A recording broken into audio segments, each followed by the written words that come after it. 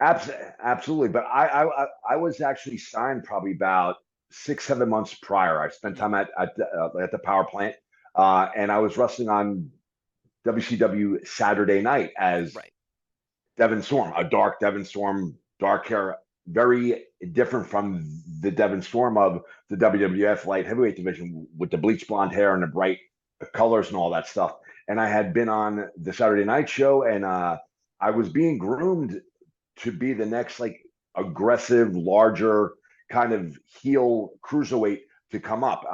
And with all of WCW's change of power and management, as the story goes, as I say, I always tell the story. As the story goes, I had flown into Denver, Colorado. Nitro had gotten out. I had flown in for the Saturday Night Show. I went to the hotel restaurant slash bar. I had my hair down. I had a leather jacket on, and I looked like a freak, I guess. And Vince Russo took a liking to the way I looked, and then he inquired about how well I worked and yada yada yada. And at that time, David Flair was on all the main shows. Not a very strong in ring performer, but for whatever reason, if you go back and look and do the research, he was popping a rating. People loved watching crazy David Flair stalk women and act crazy and whack people with a crowbar and all this crazy stuff he was doing.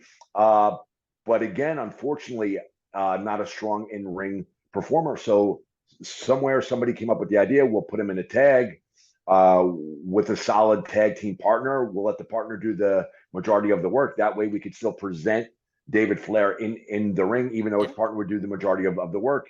And it would solve the problem of not being able to put David Flair in the ring. So that's kind of how I got catapulted from WCW Saturday Night to the main roster.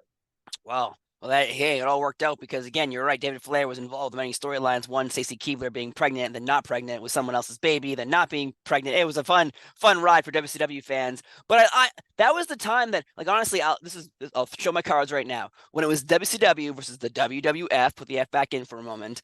I was Sure. team WWF. I was appalled by Goldberg and the NWO. I was like, how dare you hurt my WWF, because I was like 13 years old, so I was dedicated. Sure. If it was Twitter, it would have been a crazier world that we live in Oh, now. absolutely. My Yep. God. But WCW in like 99, 2000, I started really going in because suddenly it seemed like Vince Russo was giving more opportunities to, say, you and Billy Kidman and Hugh Morris. Like there was a more precedent of let's make new characters. We can't live off of Hogan and Flair and Nash and Hall forever. And so did you feel like you with David Flair was working out because eventually, again, you're in storylines every single week? Initially we were, and then we broke apart. We were kind of on, we were kind of off, and but it definitely gave an opportunity. It gave me an opportunity for a character that would do, for example, vignettes and speaking parts, where prior to that I was pretty much just a high spot cruiserweight guy. Mm-hmm. I always thought that I would be just a high spot cruiserweight guy. I never fathomed that I would be a quote unquote character. And Yeah. this was a huge opportunity, and they gave me a character that was essentially a crazy person, which you really can't do wrong. And I had a whole lot of fun with, and people ask me how I pulled that character off so well, and honestly, it was that character was I'm by nature a very lighthearted, lovey, happy-go-lucky guy.